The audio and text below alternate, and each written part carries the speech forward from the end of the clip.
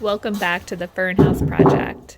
This is my 16 by 22 foot teeny off-grid cabin build. It is a learning experience.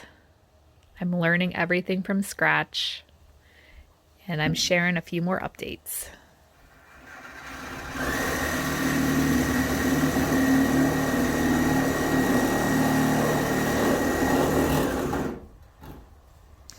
I started this project the first weekend of September, and we've had some really humid and hot days here in Pennsylvania since that time. But things have changed considerably. Winter is here. We're into December now, and it is definitely coverall weather. I'm letting the outside of this project rest for a little while. I got the roof on, and windows are getting installed one at a time, and I'm undecided about the siding. So I'm moving inside to work for a while and working on getting some of the material I have laying around in the cabin up and in place. And you're working in a small space. It's important to keep it open and keep it useful. Sometimes I just got to stand back and look around. This project's a little bit like a piece of artwork for me. I just got to stand back and feel what's next. One of my main goals with this build was to create a space where the outdoors felt like it was indoors, and light just completely infused this entire cabin. 10 windows does feel a little bit excessive now that I'm looking at them. But that was where I was coming from.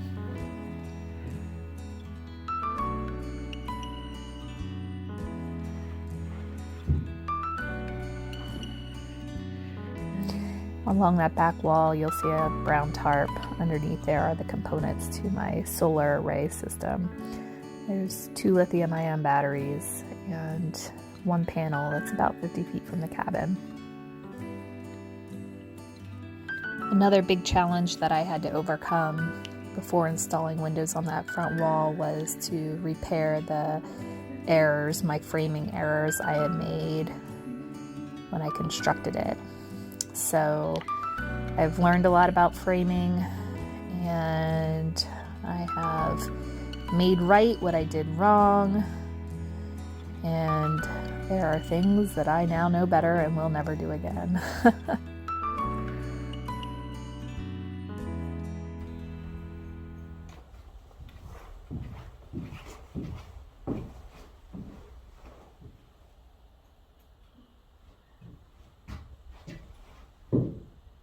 I knew that I'd be using a composting toilet for this site, and I wanted to include a shower as well, which will be supplied with water fed by gravity, heated by a propane instant hot water heater. The question was whether I was going to put that inside or outside of the cabin, and I had opted for putting it inside. So I'm going to be framing out this back corner, and this will become the bathroom space.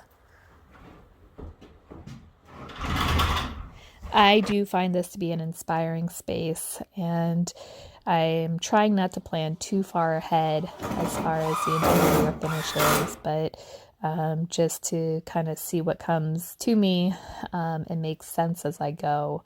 So I knew that I wanted to have this bathroom inside, but what exactly that was going to look like, I wasn't quite sure.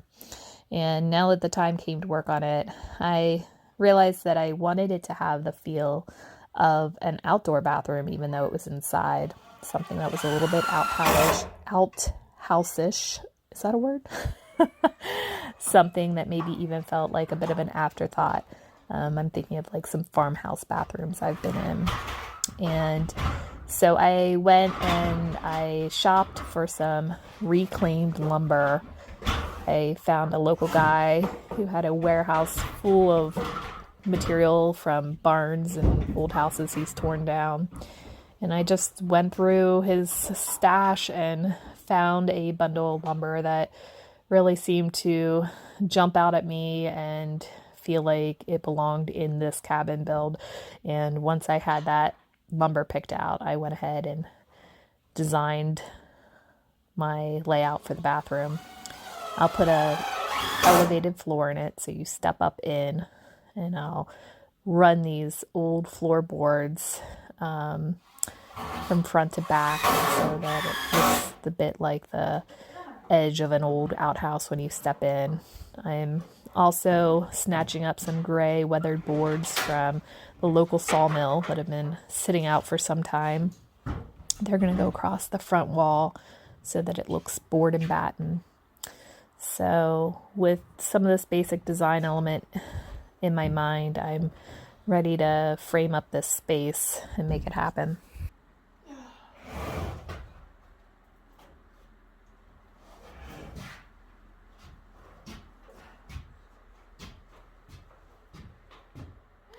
Framing is turning out to be something that I really enjoy doing.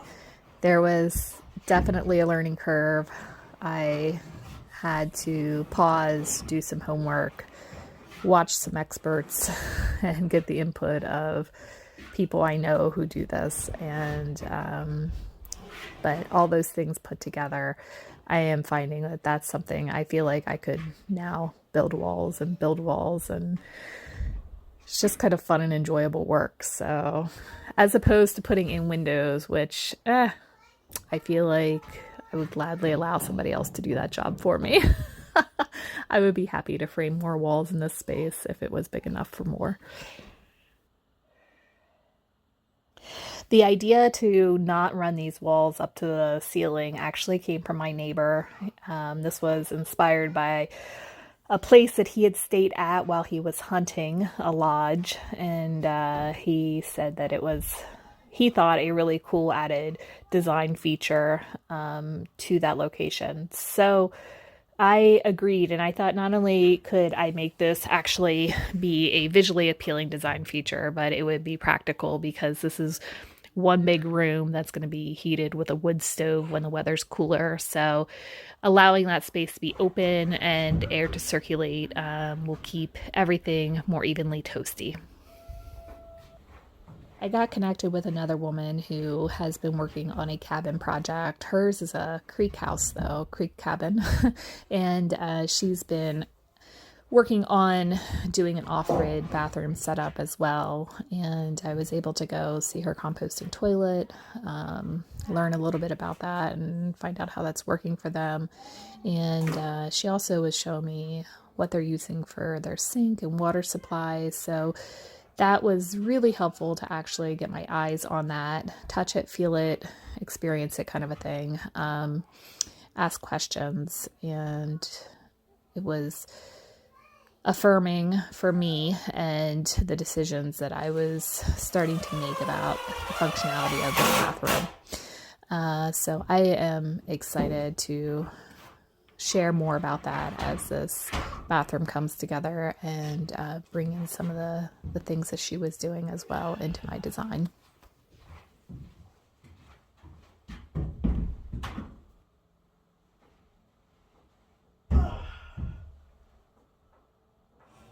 Up until this point, a lot of this project I've done working alongside other people, and I absolutely needed their help. It would be crazy to think that I would be able to take on doing this completely independently. But now I'm to a point I am finding myself working more independently more often, and that's really brought in some goodness for me as well.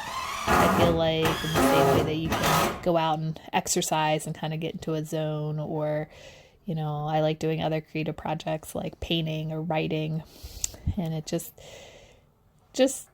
clears your mind, and it's like really refreshing focus.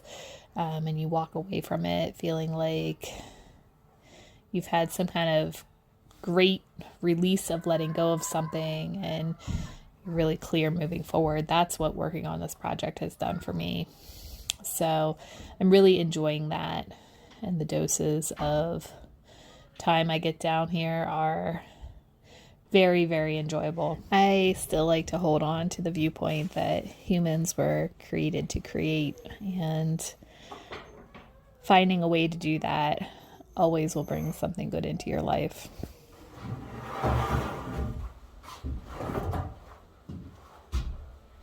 The space I'm working in right now will actually be the kitchen space. So right along this wall, I'm going to put a small countertop made out of a piece of live edge lumber. And I'm going to put a small stove and a small refrigerator. I will have more of a camp style sink, and I think that should be sufficient for this space.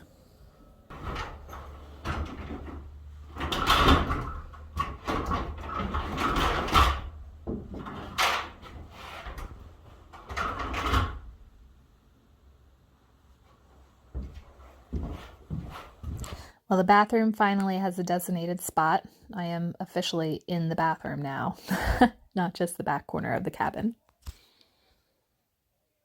This will be the board and batten wall with the gray weathered boards, and that side will probably be drywall.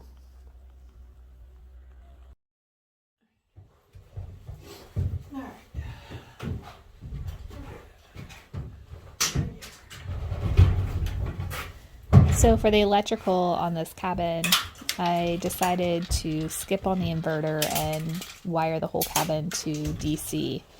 And I am tapping into my brother's electrical knowledge to get this job done. He's been an electrician for over 20 years, so his know-how is helping me learn how. And step one, I need to drill these holes and start pulling my wire.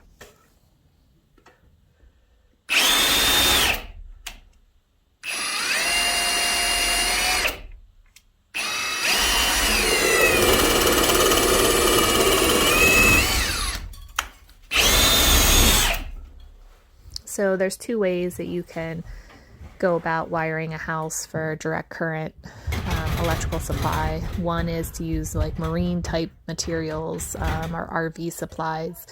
The other one would be to use supplies that adhere to the National Electric Code. And so that's what we're doing. We're actually wiring with Romex. One thing, it's a bit sturdier, it's heavier, it's going to make the system more efficient. Also, if I would ever decide to put an inverter in later, it would be very easy to convert everything over to that. So we just won't be wiring the ground wire to our fixtures. And I'll be talking more about that as well. I've bought regular light fixtures that will fit DC bulbs, the Edison style bulbs. That gave me a much wider selection to choose from and at a better price point than having to work with like RV supplies. I'll be sure to include a link to an article below that was very helpful to me and my brother as we were exploring the options of wiring for a direct current off-grid application. My brother and I had sat down and mapped out all the circuits. He did the math with me, showed me how to figure out how much load could be put on each circuit. And so now I'm just down here with my sketch pad and following each path, running the wires, labeling the ends, and I'm hoping to get his seal of approval when he comes back to check it. Thanks for watching me build this project, and I hope it's inspiring you to do your own project. Until the next time I post, stay outside, stay creative, and stay in the flow of whatever it is that brings you joy. If this brought you joy, be sure to like and subscribe and continue to follow along and see me through to the end of this project.